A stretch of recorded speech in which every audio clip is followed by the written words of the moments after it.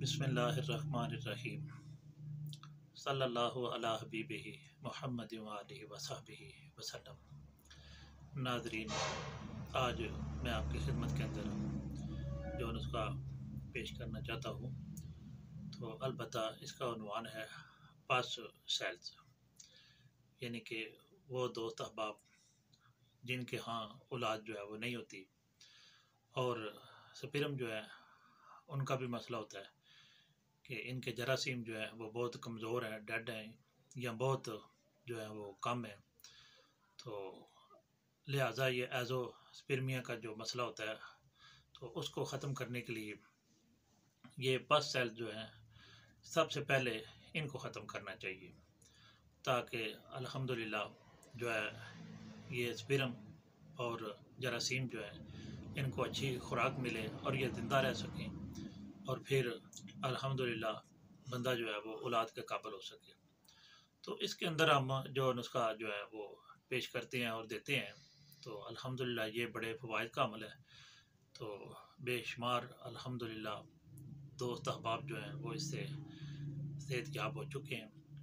تو میں اپنے مطلب کا جو نسخہ ہے وہ آپ کی خدمت میں رکھتا ہوں۔ اس میں آپ نے جو اشیاء لینی ہے ان میں سب سے پہلے نمبر پر آپ نے جو ہے وہ آملہ جو ہے خشک لینا ہے بغیر گٹھلی کے، تو اس کا وزن جو ہے وہ 100 گرام ہونا چاہیے، اور دوسرے نمبر پر آپ نے ہلدی جو ہے وہ لینی ہے پیور خالص، اس کا وزن بھی آپ نے تقریباً 100 گرام لینا ہے، اور اس کے بعد آپ نے سمغ عربی یعنی جس کو ککر کی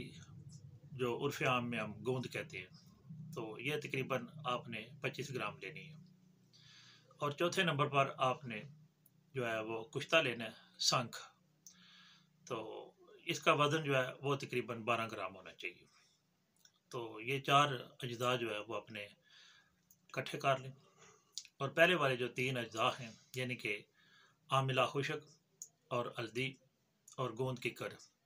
تو ان کو علیحدہ علیحدہ باریک کر کے تو ان کا صفوف تیار کریں فائن پاؤڈر، اور بعد میں آپ نے کشتہ سنکھ جو ہے وہ اس کے اندر ملا کر تو اس کو محفوظ کر لیں۔ تو یہ جس شخص کو پس سیلز کا مسئلہ ہے کہ پیشاب کے اندر جس کو پس آتی ہے، پیپ آتی ہے، اور تعفن کی وجہ سے اس کو اگر درد ہوتی ہے یا البتہ اسی طرح حال بین کے اندر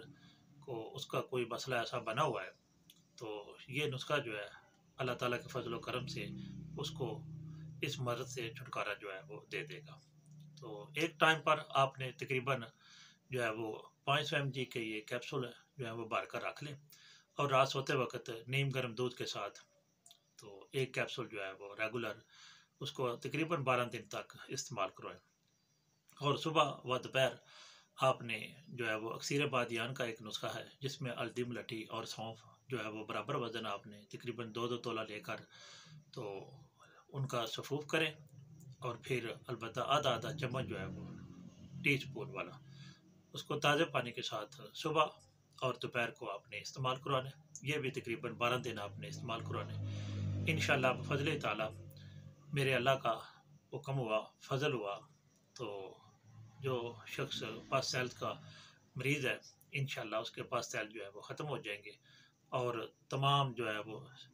مادہ منویہ کے امراض جو ہیں وہ دور ہو جائیں گے، اور اللہ تعالیٰ اس کو نرینہ جو ہے وہ اولاد عطا فرما دیں گے۔